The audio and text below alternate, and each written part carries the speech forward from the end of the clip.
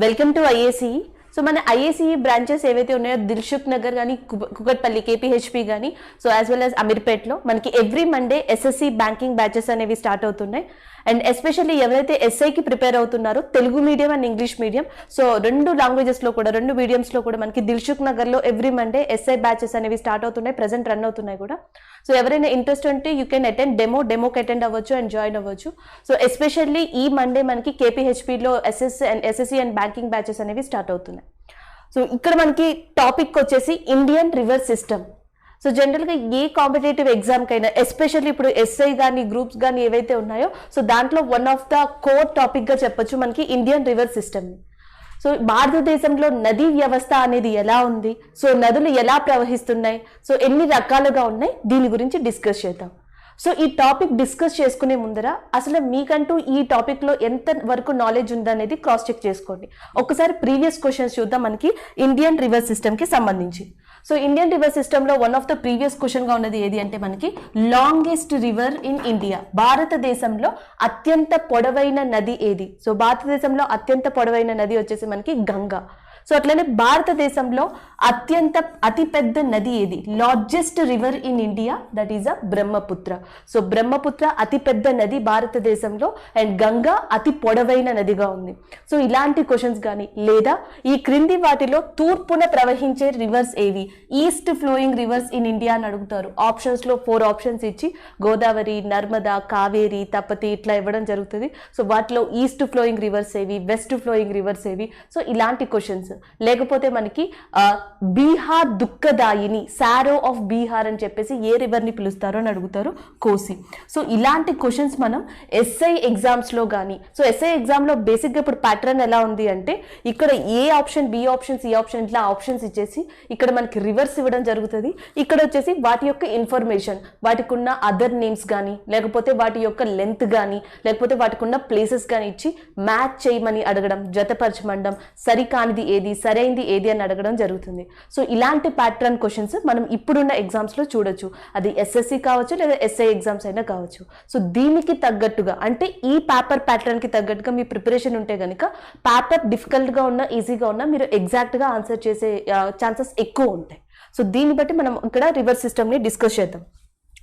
జనరల్గా మనకి భారతదేశం అనేది నెంబర్ ఆఫ్ రివర్స్, చాలా నదులు ఉన్నాయి.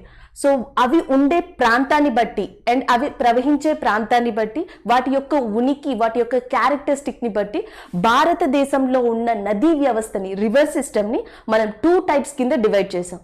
The main 2 types of Indian river system is, ఒకటి వచ్చేసి మనం ఏమని పిలుస్తున్నాము అంటే హిమాలయన్ రివర్ సిస్టమ్ అని పిలుస్తున్నాం.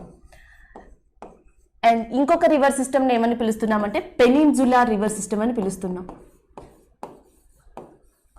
సో హిమాలయన్ రివర్ సిస్టమ్ అంటే హిమానీ నది వ్యవస్థ. సో పెనిన్సులా రివర్ సిస్టమ్ అంటే ద్వీపకల్ప నదులు అంటాం. సో ద్వీపకల్ప నదులు అండ్ యాజ్ వెల్ యాజ్ హిమానీ నది వ్యవస్థ ఏదైతే ఉందో భారతదేశంలో చాలా ముఖ్య పాత్ర వహిస్తుంది. ఎలా అంటే కల్టివేషన్, అటు వ్యవసాయానికి కానీ, సో ల్యాండ్ ఫర్టిలైజేషన్కి కానీ, లేదా ఒక నేల అనేది సారవంతంగా ఉండడానికి కానీ, సో మనకి మంచినీటి ఫెసిలిటీ కానీ వాట్ ఎవర్, సో మనకి కంప్లీట్గా ఉపయోగపడే నదులు ఏవైతే ఉన్నాయో సో వాటిని మనం 2 రకాలుగా విడదీసాం. ఇండియా పొజిషన్ చూసుకుంటే ఇది వచ్చేసి మనకి ద్వీపకల్ప నదులు అని చెప్తాం. సో ఇక్కడ ఉండే నార్త్ పార్ట్ ఆఫ్ ఇండియాలో ఎస్పెషల్లీ ఉండే నదులు ఏమని పిలుస్తామంటే హిమాలయన్ రివర్స్ లేదా హిమానీ నది వ్యవస్థ అని పిలుస్తాం. సో దాంట్లో గోదావరి, కృష్ణ, కావేరి, బ్రహ్మపుత్ర, ఇండస్, గంగా ఈ రివర్స్ అన్ని ఉన్నాయి. సో వీటిని మనం ఎలా గుర్తుపెట్టుకోవాలి? సో దీనికి ఒక మైండ్ మ్యాప్ అనేది మనం చూద్దాం.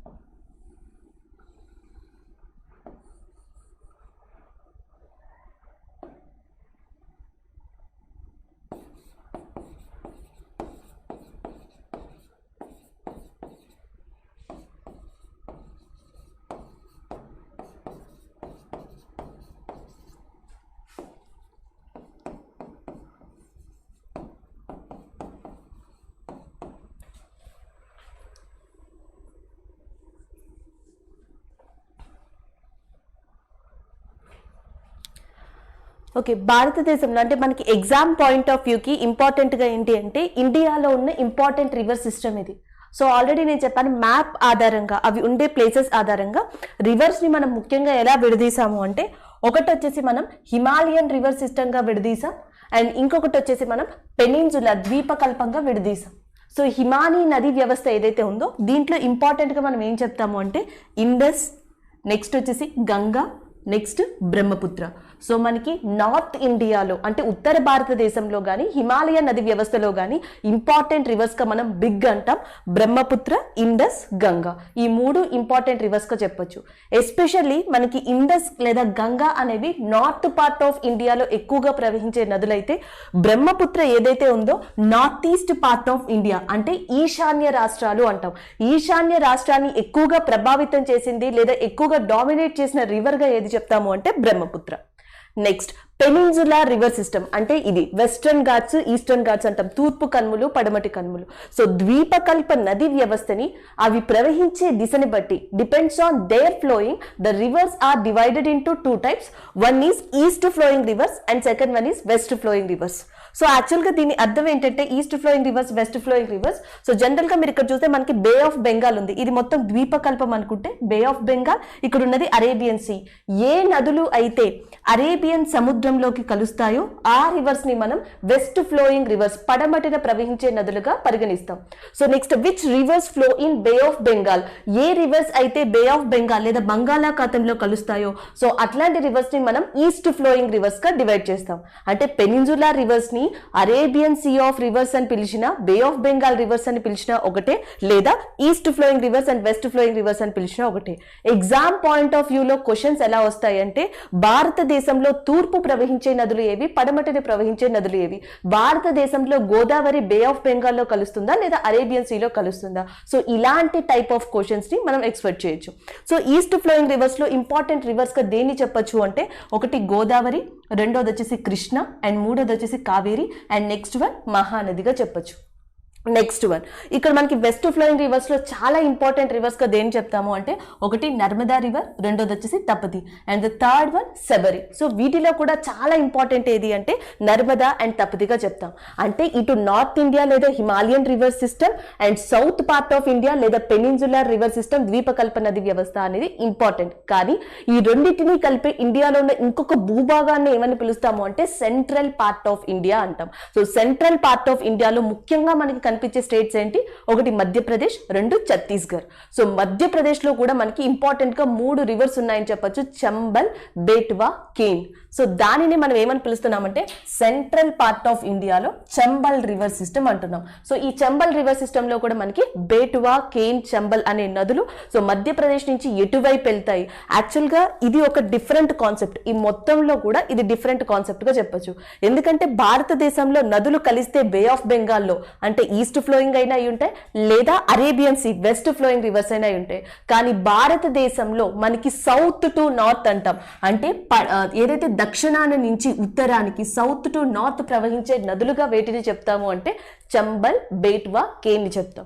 సో కొంచెం క్వశ్చన్ డిఫరెంట్ ప్యాటర్న్ గా వస్తే ఇలాంటి క్వశ్చన్స్ వచ్చే ఛాన్సెస్ ఉంటాయి. సో ఇది ఇండియన్ రివర్ సిస్టమ్ యొక్క మేజర్ పోర్షన్ మన ఎగ్జామ్స్ కి ఇంపార్టెంట్ అయినది. సో దీంట్లో ఫస్ట్ మనం హిమాలయన్ రివర్ సిస్టమ్ గురించి డిస్కస్ చేద్దాం.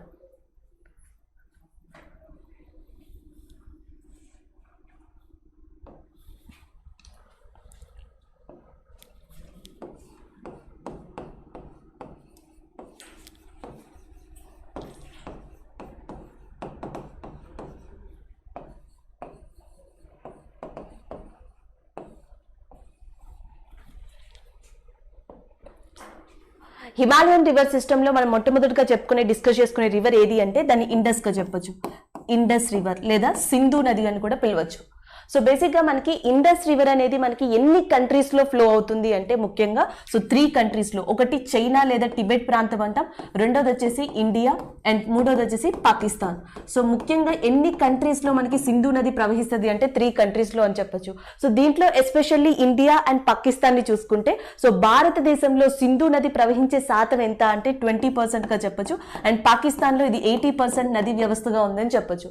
అంటే సింధు నది యొక్క టోటల్ లెంత్ దాని యొక్క మొత్తం పొడవు వచ్చేసి 2880 కిలోమీటర్లు, 2880 కిలోమీటర్స్. ఎక్కడి నుంచి టిబెట్, ఇండియా, పాకిస్తాన్ మొత్తం ఈ ప్రాంతాల్లో సింధు నది ప్రవహించే ఎంత లెంత్ అంటే 2880 కిలోమీటర్స్. కానీ ఓన్లీ సింధు నది ఇండియాలో ఎంత పొడవు ప్రవహిస్తుంది అంటే 709 కిలోమీటర్స్, 709 కిలోమీటర్స్ ఓన్లీ భారతదేశంలో సింధు నది ప్రవహిస్తుందని చెప్పొచ్చు. నెక్స్ట్ మనకి సింధు నదికి చాలా ఇంపార్టెంట్ ఉపనదులు ఉన్నాయి, అంటే ట్రిబ్యూటరీస్ అంటాం. సో దాంట్లో ఇంపార్టెంట్ ట్రిబ్యూటరీస్ గా వేటిని చెప్తాము అంటే ఒకటి జీలం, చీనాబ్, రావి, బియాస్, సట్లజ్. సో సింధు నది యొక్క 5 ఇంపార్టెంట్ ఉపనదులు ట్రిబ్యూటరీస్ ఏవి అంటే జీలం, చీనాబ్, రావి, బియాస్, సట్లజ్ గా చెప్పొచ్చు. సో ఇవి కాకుండా సో జనరల్ గా మనకి జమ్మూ కాశ్మీర్లోని లేకపోతే మనకి ఏదైతే లడాక్ ఏరియా కానీ పాకిస్తాన్ ఆక్యుపైడ్ కాశ్మీర్ ఏ ప్రాంతాలు అయితే ఉన్నాయో ఈ ప్రాంతాల్లో కూడా సింధు నది యొక్క ఉపనదులు ఉన్నాయి. సో ఆ ఉపనదులు ఏంటంటే మనకి ఒకటి ష్యోక్ అని చెప్తాం, ఇంకొకటి గిల్గిత్, ఇంకొకటి డ్రాస్ అండ్ ఇంకొకటి నుబ్రా. సో వీటిని కూడా ఎలా గుర్తుపెట్టుకోవచ్చు అంటే జనరల్గా మనకి సింధు నది ప్రవహించే దిశని బట్టి సో ఇది మనకి north direction and south direction అనుకుంటే సింధు నదికి దక్షిణంగా ఉన్న ఉపనదులు, సౌత్ పార్ట్లో ఉన్న ఉపనదులుగా దేన్ని చెప్పొచ్చు అంటే Jhelum, Chenab, Ravi, Beas, సట్లజ్ని south part of ఉపనదులుగా చెప్పొచ్చు. అదే కనుక ఇది నార్త్ పార్ట్గా తీసుకుంటే అంటే సింధు నదికి ఉత్తరాన ఏ ఉపనదులు ఉన్నాయి అంటే సో అవి వచ్చేసి మనకి షోక్, గిల్గిత్, నుబ్రా అండ్ ద్రాస్గా కూడా మనం చెప్పొచ్చు. సో ఇది మెయిన్ థింగ్. సో సింధు నది యొక్క ట్రిబ్యూటరీస్ సౌత్ అండ్ నార్త్ గా విడదీయచ్చు. సో వాటిలో మన ఎగ్జామ్కి ఇంపార్టెంట్ అయినవి ఏవి అంటే south part of tributaries Jhelum, Chenab, Ravi, Beas, Sutlej కింద చెప్పొచ్చు.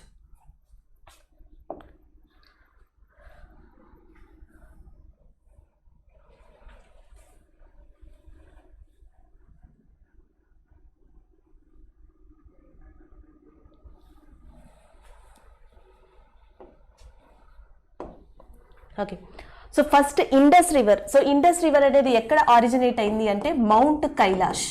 సో మౌంట్ కైలాష్లో near Manasa Sarovar lake. Mount Kailash Manasa Sarovar lake దగ్గర ఈ సింధు నది అనేది ఆరిజినేట్ అయింది. సో దాని తర్వాత ఇది లడాక్ ప్రాంతం ఏదైతే ఉందో లడాక్ అండ్ ఇక్కడ వచ్చేసి మనకి పాకిస్తాన్ ఆక్యుపైడ్ కాశ్మీర్, పాక్ ఆక్రమిత కాశ్మీర్ కావచ్చు, ఈ ఏరియాలో మనకి గిల్గిత్, బాల్టిస్తాన్ ఏరియాస్ ఉన్నాయి.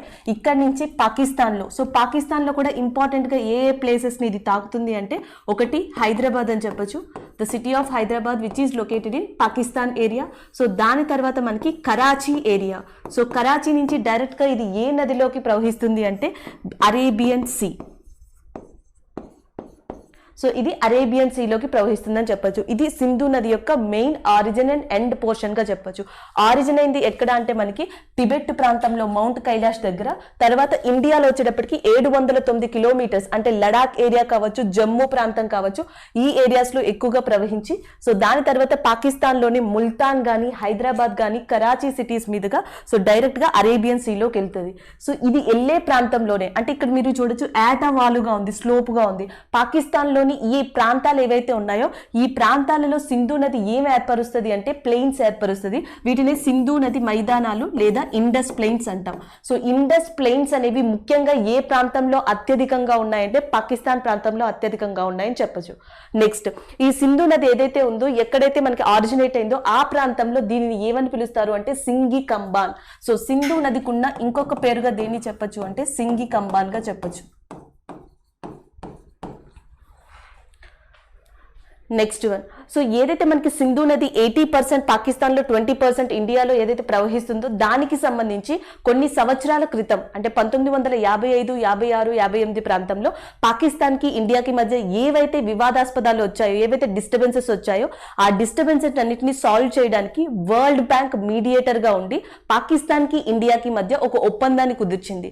ఏ ఒప్పందము అంటే సింధు నది ఒప్పందం అంటాం. సో దానిని ఇండస్ వాటర్ ట్రీటీ అంటాం, సింధు నది ఒప్పందం. సో దీని మీద కూడా మనకి క్వశ్చన్స్ ఉంటాయి. సింధు నది ఒప్పందం అనేది ఏ సంవత్సరంలో జరిగింది అంటారు 1960. సో ఏ ఏ కంట్రీస్ కి మధ్య జరిగింది అంటే పాకిస్తాన్ కి ఇండియాకి మధ్య జరిగింది. ఈ ఒప్పందం ప్రకారం ఇండస్ గాని, జీలం గాని, చీనాబ్ ఇండస్, జీలం, చీనాబ్ ఈ 3 ప్రాంతాలు, ఈ 3 రివర్స్ యొక్క అథారిటీ ఎవరి చేతుల్లో ఉంటుంది అంటే పాకిస్తాన్ చేతుల్లో ఉంటుంది. అండ్ రావి, బియాస్, సట్లెజ్ యొక్క అధికారం కానీ వాటి యొక్క మెయింటెనెన్స్ కానీ ఎవరి చేతుల్లో ఉంటుంది అంటే ఇండియా చేతిలో ఉంటుంది. సో ఈ ప్రకారంగా మనకి సింధు నది ఒప్పందాన్ని ఇండియా పాకిస్తాన్ మధ్య 1960లో వరల్డ్ బ్యాంక్ మీడియేటర్ గా ఉండి చేయడం జరిగింది. దీని మీద కూడా క్వశ్చన్స్ వస్తూ ఉంటాయి, ఎప్పుడు జరిగింది, ఎవరెవరికి మధ్య జరిగింది. అదే టైంలో 1960 సింధు నది ఒప్పందం జరిగినప్పుడు భారతదేశం యొక్క ప్రైమ్ మినిస్టర్, ప్రధానమంత్రి ఎవరు అంటే జవహర్లాల్ నెహ్రూ. అదే టైంలో పాకిస్తాన్ యొక్క ప్రైమ్ మినిస్టర్ ఎవరు అంటే ఆయుబ్ ఖాన్. సో వీళ్ళిద్దరికి మధ్య ఈ ఒప్పందం జరిగిందని చెప్పొచ్చు. నెక్స్ట్, సింధు నది యొక్క ఉపనదుల్లో ముఖ్యంగా ఫస్ట్ ఉపనదిగా మనం దేన్ని చెప్పుకుంటాము అంటే జీలం రివర్ని చెప్పుకుంటాం. జీలం ఆరిజినేట్ అయింది మనకి కశ్మీర్ ప్రాంతంలో. సో కశ్మీర్ నుంచి అది డైరెక్ట్గా ఎక్కడికి వెళ్తుంది అంటే పాకిస్తాన్ ఏరియాకి. This is a Jhelum. So Jhelum తర్వాత ఇంపార్టెంట్గా చెప్పుకునేది ఏది అంటే చీనాబ్. చీనాబ్ అనేది మనకి హిమాచల్ ప్రదేశ్ ఏరియాలో ఆరిజినేట్ అయింది. హిమాచల్ ప్రదేశ్లో కూడా ఎక్కడ ఆరిజినేట్ అయింది అంటే బారాలచా కనుమ లేదా బారాలచా పాస్ అంటాం. సో బారాలచా పాస్లో ఈ చీనాబ్ అనేది ఆరిజినేట్ అయ్యి హిమాచల్ ప్రదేశ్ నుంచి కశ్మీర్కి, సో జమ్మూ కాశ్మీర్ నుంచి డైరెక్ట్గా పాకిస్తాన్కి వెళ్తుంది. పాకిస్తాన్లో ఏ 2 రివర్స్ ముందుగా కలుసుకుంటాయి అంటే జీలం అండ్ చీనాబ్. ఈ 2 రివర్స్ కూడా ముందుగా కలుసుకుంటాయి. ఈ ప్రాంతాన్ని మనం ఏమని పిలుస్తున్నాము అంటే జంగ్ అని పిలుస్తున్నాం. సో జంగ్ అనే ప్రాంతంలో ఏ 2 రివర్స్ కలుసుకుంటాయి అంటే ఒకటి జీలంగా చెప్పచ్చు, 2 చీనాబ్గా చెప్పచ్చు. సో నెక్స్ట్ వన్ రావి రివర్ అంటున్నాం. రావి రివర్ ఆరిజినేట్ అయింది హిమాచల్ ప్రదేశ్లో. సో దాని తర్వాత పంజాబ్ నుంచి అది డైరెక్ట్గా పాకిస్తాన్ ప్రాంతంకి వెళ్తుంది. సో నెక్స్ట్ వచ్చేసి మనకి బియాస్. సో బియాస్ కూడా మనకి బియాస్ కుంద్ అనే ఏరియాలో ఆరిజినేట్ అయ్యి సో మనకి హిమాచల్ ప్రదేశ్ నుంచి పంజాబ్ మీదుగా ఏ ప్రాంతంలోకి వెళ్తుంది అంటే పాకిస్తాన్ ప్రాంతంలోకి. నెక్స్ట్ సట్లెజ్ రివర్ అనేది మనకి near by Manasa Sarovar lake, mount Kailash దగ్గర ఇది ఆరిజినేట్ అయ్యి సో అక్కడి నుంచి హిమాచల్ ప్రదేశ్కి, హిమాచల్ ప్రదేశ్ నుంచి పంజాబ్కి, సో పంజాబ్ నుంచి పాకిస్తాన్కి వెళ్ళడం జరుగుతుంది. సో ఈ 5 ఉపనదులు జీలం, చీనాబ్, రావి, బియాస్, సట్లెజ్ ఈ 5 ఉపనదులు కూడా సింధు నదితో పాకిస్తాన్లో ఏ ప్రాంతంలో కలుసుకుంటాయి అంటే మిథాన్ కోట్. యాక్చువల్గా పఠాన్ కోట్ అనే ప్రాంతం భారతదేశంలో ఉంది, మిథాన్ కోట్ అనే ప్రాంతం పాకిస్తాన్లో ఉంది. ఈ మిథాన్ కోట్ అనే ప్రాంతంలో సింధు నది తన 5 ఉపనదుల్ని కూడా కలుసుకుంటుంది. అండ్ ఫైనల్గా ఇవన్నీ కూడా అరేబియన్ సముద్రంలోకి కలుస్తాయి. సో మనం విడదీసిన ప్రకారం జియోగ్రఫికల్గా చూస్తే ఏ నదులు అయితే అరేబియన్ సముద్రంలో కలుస్తాయో, ఏ నదులు అయితే అరేబియన్ సముద్రం వైపు ప్రవహిస్తాయో and such kind of rivers is called as a west flowing rivers in India. So దాని ప్రకారం చూస్తే హిమాలయన్ రివర్స్ లో ఇండస్, గంగా, బ్రహ్మపుత్ర 3 నదులుంటే గంగా, బ్రహ్మపుత్ర బే ఆఫ్ బెంగాల్లో కలిస్తే అండ్ సింధు నది అనేది మనకి వెస్ట్ ఫ్లోయింగ్ రివర్ గా ఉంది, ఎందుకంటే అరేబియన్ సముద్రంలో కలుస్తుంది కాబట్టి. ఇలాంటి క్వశ్చన్స్ కూడా మనం ఎక్స్పెక్ట్ చేయొచ్చు. ఈ 3 నదుల్లో భిన్నంగా ఉన్నది ఏది అంటే ఇండస్ రివర్ గా చెప్పొచ్చు, ఎందుకంటే అది వెస్ట్ ఫ్లోయింగ్ రివర్ అరేబియన్ సముద్రంలో కలుస్తుంది. సో ఇది సింధు నది యొక్క మెయిన్ వ్యవస్థగా చెప్పుకునేది. Next one we will discuss Ganga.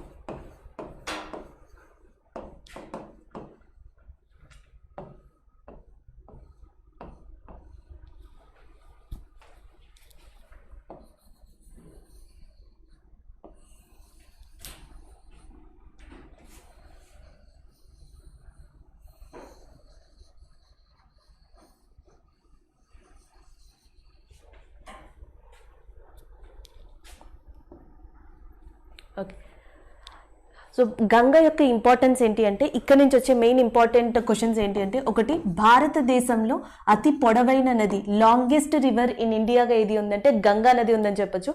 అట్లానే భారతదేశంలో మనకి నేషనల్ ఎక్వాటిక్ యానిమల్ అంటాం, జాతీయ జల జంతువుగా ఉన్నది ఏది అంటే గంగా డాల్ఫిన్, గ్యాంజెటిక్ డాల్ఫిన్ అంటాం లేదా గంగా డాల్ఫిన్ అంటాం. ఇది భారతదేశం యొక్క జాతీయ జల జంతువుగా ఉంది. ఈ 2 కూడా మనకి ఎగ్జామ్ పాయింట్ ఆఫ్ వ్యూలో చాలా ఇంపార్టెంట్ గా చెప్పొచ్చు. నెక్స్ట్, గంగా నది ఎక్కడ పుట్టింది, ఎక్కడ ఆరిజినేట్ అయింది, ఏ ప్లేసెస్ లో ప్రవహిస్తుంది అని చూస్తే, సో గంగా రివర్ అనేది మనకి ఎక్కడ ఆరిజినేట్ అయింది అంటే ఉత్తరాఖండ్ ఏరియా. సో ఉత్తరాఖండ్ తర్వాత నెక్స్ట్ మనకి ఇక్కడ ఉత్తరప్రదేశ్, నెక్స్ట్ వచ్చేసి ఇక్కడ మనకి Bihar, next Jharkhand, next west Bengal. So Ganga river originate అయింది మనకి Gangotri glacier. So Gangotri glacier ఉన్నది ఉత్తరాఖండ్లో. గంగోత్రి మంచుకొండ నుంచి ఉత్తరాఖండ్ మీదుగా, next one Uttar Pradesh, so next one Bihar. ఇది జార్ఖండ్ని తాకుతూ, సో జార్ఖండ్ లోపలికి ప్రవహించదు, జార్ఖండ్ని తాకుతూ సో డైరెక్ట్గా మనకి ఏ స్టేట్లోకి వెళ్తుంది అంటే వెస్ట్ బెంగాల్. సో జనరల్గా రివర్కి ఏదైనా చాలా ఎక్కువ ఫ్లోతో ప్రవహించే రివర్కి ఏదైనా అడ్డొస్తే, అది రాక్ అనుకోండి, శిల అనుకోండి, ఏదైనా సరే అడ్డొస్తే అటు అది ఎదురుకి వెళ్ళలేదు లేదా వెనక్కి రాలేదు. It can't flow either forward are backward. So దానికి ఉన్న ఒకే ఒక్క చాయిస్ ఏంటంటే స్ప్లిట్ అవడం. సో ఎప్పుడైతే వెస్ట్ బెంగాల్కి ఇట్లా వచ్చిందో రివర్, సో దానికి ఉన్న ల్యాండ్ ఫామ్ వల్ల, వెస్ట్ బెంగాల్ యొక్క ల్యాండ్ ఫామ్ వల్ల ఈ రివర్ అనేది ఇక్కడ 2 భాగాల కింద స్ప్లిట్ అవుతుంది. సో ఇది మనం ఈస్ట్ ఫ్లోయింగ్ గా కింద తీసుకుంటే, దీన్ని మనం వెస్ట్ ఫ్లోయింగ్ గా తీసుకోవాలి. ఈ వెస్ట్ స్ట్రీమ్ అంటున్నాం, పడమటిని ప్రవహించే స్ట్రీమ్ పా ఏదైతే ఉందో గంగా, సో కల్కత్తాలో ఇది క్రియేట్ చేసే రివర్ గా ఏది గుర్తిస్తాము అంటే హుగ్లీ. సో కల్కత్తా యొక్క ఇంపార్టెంట్ రివర్ గా మనం హుగ్లీ అంటాం. అది దేనితో క్రియేట్ చేయబడింది అంటే గంగా, వెస్ట్ ఫ్లోయింగ్ రివర్ వల్ల సో ఇది క్రియేట్ చేయబడిందిగా చెప్పొచ్చు. నెక్స్ట్ గంగ యొక్క ఈస్ట్ స్ట్రీమ్ ఏదైతే ఉందో, తూర్పున ప్రవహించే ఏదైతే ఉందో, సో అది డైరెక్ట్ గా మనకి ఏ కంట్రీలోకి వెళ్తుందంటే బంగ్లాదేశ్ లోకి.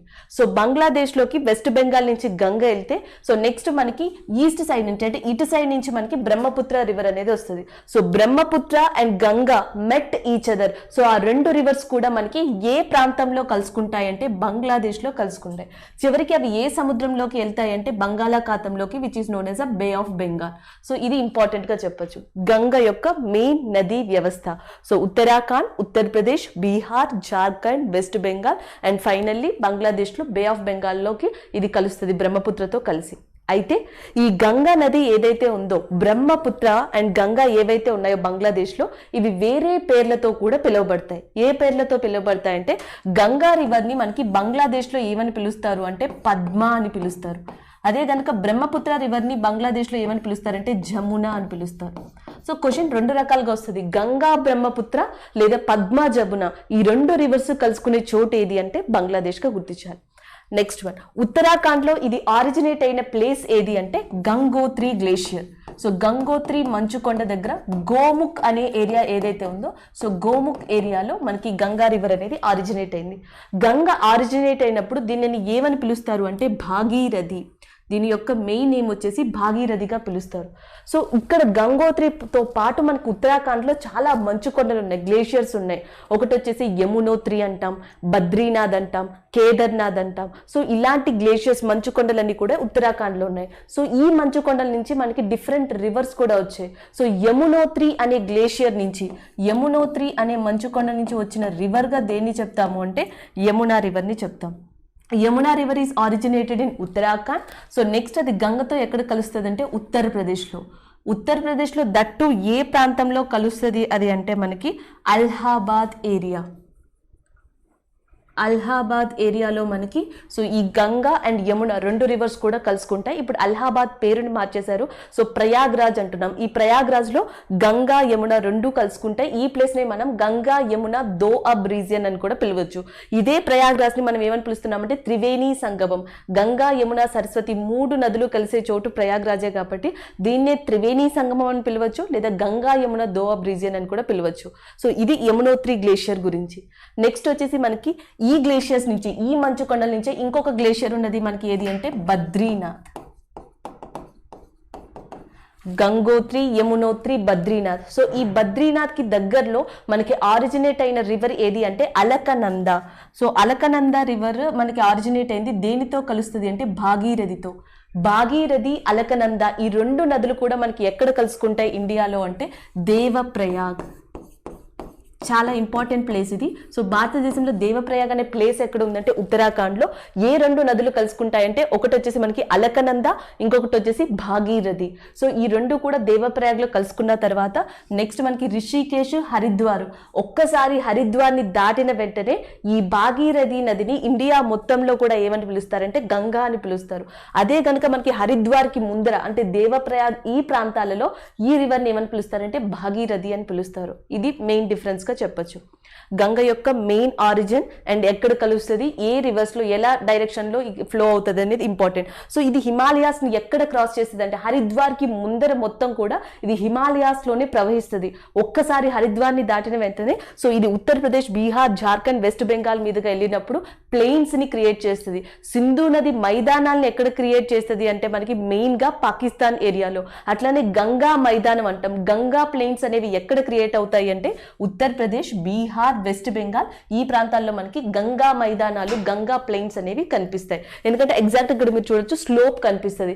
ఎప్పుడైతే స్లోప్ ఉందో వాటర్ కున్న మెయిన్ థింగ్ ఏంటి అంటే సో ఏటవాలుగా ప్రవహించినప్పుడు దానితో పాటు తీసుకొచ్చిన సెడిమెంట్స్ ని కానీ రాక్స్ ని కానీ ఇవన్నీ కూడా మెల్లమెల్లగా పేరుస్తూ సో ఒక ప్లెయిన్ లాంటిది, ఒక నేల లాంటిది, మైదానం లాంటిది ఏర్పరుస్తుంది. సో అదే సిస్టమ్ ఇక్కడ కూడా మనం చూడొచ్చు ఇండియాలో. నెక్స్ట్ గంగ యొక్క మెయిన్ ఉపనదులు ఏంటి, ట్రిబ్యూటరీస్ ఏంటో చూద్దాం.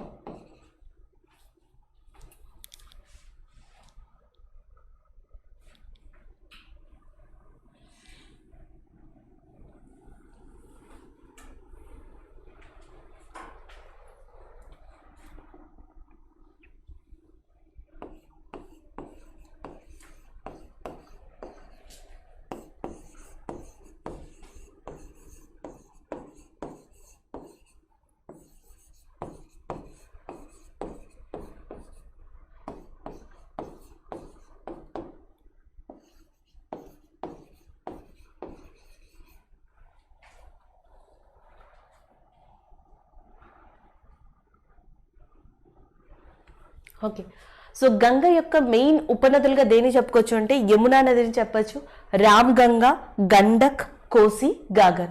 సో ఆల్రెడీ మనకి తెలుసు యమునా రివర్ అనేది ఉత్తరాఖండ్లో ఆరిజినేట్ అయ్యి ఉత్తరప్రదేశ్లోని ప్రయాగ్రాజ్ లేదా అలహాబాద్ వద్ద సో యమునా అనేది దేంతో కలుస్తుంది అంటే గంగా రివర్తో కలుస్తుంది అని చెప్పొచ్చు. Next one Ram Ganga. రామ్ గంగా గంగా నదిని కలిసే చోటు ఏది అంటే ఉత్తరప్రదేశ్. సో ఉత్తరప్రదేశ్లో రామ్ గంగా రివర్ మనకి గంగా రివర్తో మర్జ్ అవుతుంది లేదా కలుస్తుంది. సో నెక్స్ట్ వచ్చేసి గండక్. గండక్ అనే రివర్ ఆరిజినేట్ అయింది ఎక్కడ అంటే మనకి నేపాల్లో. సో నేపాల్లో గండక్ అనే రివర్ ఆరిజినేట్ అయ్యి బీహార్లోని పాట్నా దగ్గర, సో మనకి పాట్నాకి దగ్గర ప్రాంతంలో గంగా నదితో కలిసే మెయిన్ రివర్గా మనం దేన్ని చెప్తాము అంటే గండక్ రివర్ని చెప్తాం. సో అట్లనే మనకి ఈ గండక్ అనేది మెయిన్గా 2 పాయల కింద నేపాల్లో విడిపోతుంది. సో దాంట్లో one of the important stream కింద దేన్ని చెప్తాము అంటే త్రిశూల్ గర్. సో మనకి త్రిశూల్ గర్ ఏదైతే ఉందో ఇంపార్టెంట్ స్ట్రీమ్ లేదా ఇంపార్టెంట్ పాయ అని దేనికి చెప్తాము అంటే గండక్కి చెప్తాం. ఈ 2 కూడా మనకి ఎక్కడ ఉన్నాయంటే నేపాల్లో ఉన్నాయి. ఒకటి వచ్చేసి త్రిశూల్ నగర్ కింద విడిపోతుంది అండ్ ఇంకొకటి వచ్చేసి మనకి ఖాళీ Gandak. Next one, so already మనకి యమునా అయిపోయింది and as well as Ram Ganga. Next one Gandak, next వచ్చేసి కోసి. కోసి కూడా మనకి ఆరిజినేట్ అయింది నేపాల్లోనే. సో నేపాల్ నుంచి ఇది మనకి బీహార్లో చాప్రా ప్రాంతం దగ్గర. సో దేనితో కలుస్తుంది అంటే గంగా రివర్తో కలుస్తుంది. కోసి అనేది అత్యంత ఎత్తైన ప్రాంతం నుంచి ఒకేసారి బీహార్లోకి రావడం వల్ల, సో హై స్లోప్ నుంచి లో స్లోప్కి ఒకేసారి రావడం వల్ల, ఎస్పెషల్లీ ఈ మాన్సూన్ టైంలో వర్షాకాలంలో ఎక్కువగా వరదలు బీహార్కి సంభవించడానికి కారణం కోసి రివర్గా చెప్పచ్చు. అందుకే బీహార్ దుఃఖదాయిని, సారో ఆఫ్ బీహార్ అని చెప్పేసి ఏ రివర్ ని పిలుస్తారు అంటే కోసిని పిలుస్తారు. సో నెక్స్ట్ ఉన్నది గగార్ రివర్. గగార్ రివర్ కూడా ఆరిజినేట్ అయింది మనకి నేపాల్లోనే. సో నేపాల్ నుంచి ఏ ప్రాంతంలో మనకి గంగా రివర్ తో కలుస్తుంది అంటే బీహార్లో. సో బీహార్లో మనకి గండక్, కోసి, గాగర్ అనే 3 ఉపనదులు ఏ నదితో కలుస్తాయి అంటే మనకి గంగా రివర్ తో కలుస్తాయి.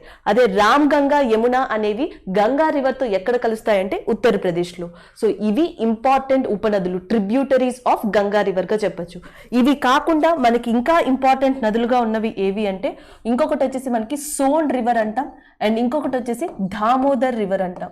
దామోదర్ అండ్ సోన్ కూడా ఇంపార్టెంట్ ట్రిబ్యూటరీస్, ఉపనదులు ఆఫ్ గంగ కూడా చెప్తాం మనం. ఎలా చెప్తాము అంటే, సో మనకి ఈ సోన్ రివర్ ఏదైతే ఉందో, సో ఈ సోన్ రివర్ అనేది ఆరిజినేట్ అయింది ఎక్కడంటే మనకి మధ్యప్రదేశ్లో. సో మధ్యప్రదేశ్లోని అమర్ కంటక్ అనే ఏరియాలో ఆరిజినేట్ అయ్యి, సో మనకి బీహార్ ప్రాంతంలో దేంతో కలుస్తుంది అంటే గంగా రివర్తో కలుస్తుంది. సో నెక్స్ట్ వచ్చేసి మనకి దామోదర్. దామోదర్ అనేది మనకి చోటా నాగపూర్ ప్లాట్యూ, జార్ఖండ్ అనే ఏరియాలో ఆరిజినేట్ అయ్యి వెస్ట్ బెంగాల్లోని ఏ రివర్తో కలుస్తుంది అంటే హుగ్లీ. అంటే హుగ్లీ లేదా గంగ యొక్క ఉపనదిగా వెస్ట్ బెంగాల్లో దేన్ని చెప్పచ్చు అంటే దామోదర్ని చెప్పచ్చు. ఎక్కడ ఆరిజినేట్ అయింది అంటే చోటా నాగపూర్ ప్లాట్యూలో ఆరిజినేట్ అయింది. అలాగే వెస్ట్ బెంగాల్ దుఃఖదాయిని, సారో ఆఫ్ వెస్ట్ బెంగాల్ అని దేన్ని పిలవచ్చు అంటే దామోదర్ని పిలవచ్చు. ఇది గంగా రివర్ యొక్క main tributaries. Yamuna, Son, Damodar, Ramganga, Gandak, Kosi, Ghaghara. So వీటన్నిటిలో కూడా గంగ యొక్క అతిపెద్ద ఉపనది, ద లార్జెస్ట్ ట్రిబ్యూటరీ ఆఫ్ గంగగా దేన్ని చెప్తాము అంటే that is a Yamuna river గా చెప్పొచ్చు.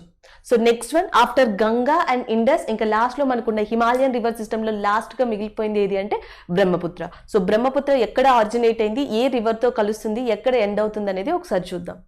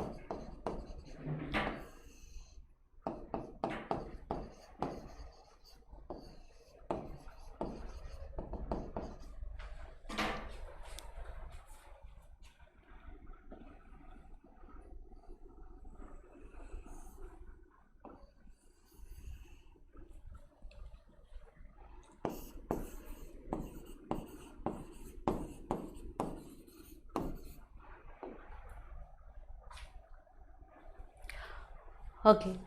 Next one, we are going to discuss about Brahmaputra river. So మనకి బ్రహ్మపుత్ర రివర్ అనేది ఆరిజినేట్ అయింది టిబెట్ ప్రాంతంలో. సో టిబెట్ నుంచి బ్రహ్మపుత్ర రివర్ ఎక్కడికి వస్తుంది అంటే అరుణాచల్ ప్రదేశ్. సో అరుణాచల్ ప్రదేశ్ నుంచి అస్సాం, సో అస్సాం నుంచి డైరెక్ట్ గా మనకి బంగ్లాదేశ్ లోకి బ్రహ్మపుత్ర రివర్ అనేది కలుస్తుంది. సో బ్రహ్మపుత్ర రివర్ అస్సాం నుంచి బంగ్లాదేశ్ లోకి వస్తే వెస్ట్ బెంగాల్ నుంచి గంగా రివర్ అనేది బంగ్లాదేశ్ లోకి రావడం జరుగుతుంది. ఈ రెండు రివర్స్ కూడా ఇక్కడ కలుసుకుంటాయి. అయితే బ్రహ్మపుత్ర రివర్ ఆరిజినేట్ అయింది టిబెట్ లో, కానీ ఇండియాలో ముఖ్యంగా ఏ స్టేట్స్ లో ప్రవహిస్తుంది అంటే ఒకటి వచ్చేసి మనం అరుణాచల్ ప్రదేశ్ గా చెప్తాం, అండ్ రెండోది వచ్చేసి అస్సాం గా చెప్తాం. బ్రహ్మపుత్ర రివర్ భారతదేశంలో ప్రవహించే అతి పెద్ద నది, లార్జెస్ట్ రివర్ ఇన్ ఇండియాగా దేన్ని చెప్తామంటే బ్రహ్మపుత్ర. సో బ్రహ్మపుత్ర ఎక్కడెక్కడైతే ప్రవహిస్తుందో ప్రతి చోట కూడా దానికి డిఫరెంట్ నేమ్స్ ఉన్నాయని చెప్పొచ్చు. ఫర్ ఎగ్జాంపుల్ బ్రహ్మపుత్రని టిబెట్ ప్రాంతంలో ఏమని పిలుస్తాము అంటే సాంగ్పో అని పిలుస్తాం.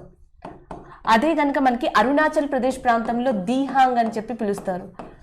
అండ్ అదే కనుక మనకి బంగ్లాదేశ్లో అయితే దానిని జమునా అని పిలుస్తారు. చైనా లాంటి ప్రాంతాల్లో బ్రహ్మపుత్ర రివర్ని ఏమని పిలుస్తారు అంటే యార్లింగ్ జాంగ్బో.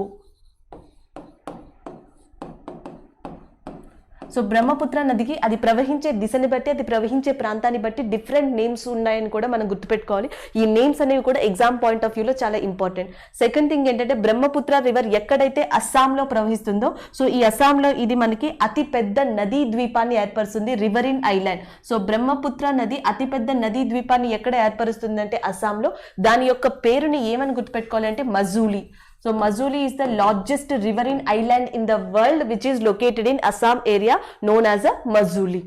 సో ఇది బ్రహ్మపుత్ర యొక్క మెయిన్ థింగ్. సో బ్రహ్మపుత్రకి ఇంపార్టెంట్ ట్రిబ్యూటరీస్గా ఏవి ఉన్నాయంటే ఒకటి దిబాంగ్ నది ఉందని చెప్పొచ్చు, ఇంకొకటి వచ్చేసి మనకి లోహిత్ రివర్ ఉందని చెప్పొచ్చు. సో ఇవి ఇంపార్టెంట్ ట్రిబ్యూటరీస్ ఆఫ్ బ్రహ్మపుత్రగా కూడా గుర్తుపెట్టుకోవచ్చు. హిమాలయన్ రివర్ సిస్టమ్ తర్వాత సో నెక్స్ట్ మనం పెనిన్సులా రివర్ సిస్టమ్ చూద్దాం.